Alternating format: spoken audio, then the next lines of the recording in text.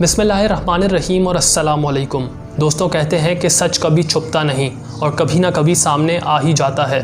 मशहूर cricketer Ben Stokes ने अपनी किताब में बड़े इंकशाफ कर दिए हैं। ये इंकशाफ सुनने से पहले अगर आपने हमारा चैनल सब्सक्राइब नहीं किया तो अब कर लें, ताकि ऐसी मालूमाती वीडियोस आपको बर वक्त मिलती रहें।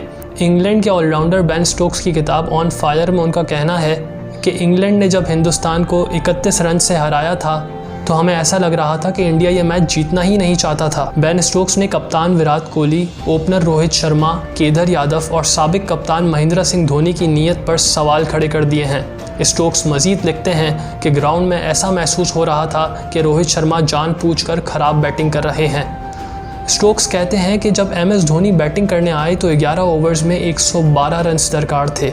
वो कहते हैं कि MS धोनी बहुत अक्लमंद और माहिर खिलाड़ी हैं। ये बात अच्छी तरह जानते होंगे कि ऐसी सिचुएशन में टीम को छक्के चौकों की ज़रूरत होती है, और ये सूरत हाल तो इतनी साफ़ थी कि कोई आम आदमी भी जिसको क्रिकेट की थोड़ी बहुत समझ हो वो कम से कम जीतने की कोशिश के लिए मेहनत तो कर ही लेता। लेकिन MS धोनी ने जीतने की कोई ख्वाहिश जाहिर नहीं की। बेन स्टोक्स ने कहा कि साफ लग रहा था कि इंडिया ये मैच जीतना ही नहीं चाहता, और इसकी वजह भी साफ़ थी कि वो इसलिए नहीं जीतना चाहता था। अगर मैच जीत जाता तो पाकिस्तान के क्वालिफाई होने के चांसेस बहुत ज़्यादा बढ़ जाते।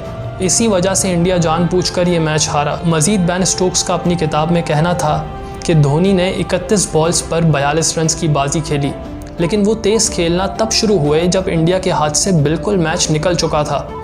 स्टोक्स ने लिखा कि धोनी ने आखिरी 7 बॉल्स पर 13 रन बनाए, जबकि पहली 24 बॉल्स पर जब इंडिया को तेज़ी से रन दरकार थे उसमें सिर्फ 29 रन बना सके।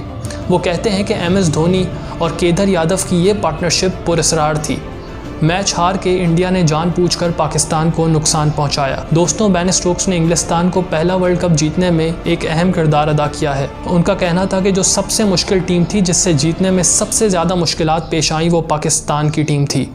आपकी इस हवाले से क्या राय है, कमेंट सेक्शन में उसका इजहार कीजिए और हमारे चैनल को सब्सक्राइब करें और घंटी पर ज़रूर क्लिक करें ताकि ऐसी मालूमाती वीडियोज़ आपको बर वक्त मिलती रहें। शुक्रिया।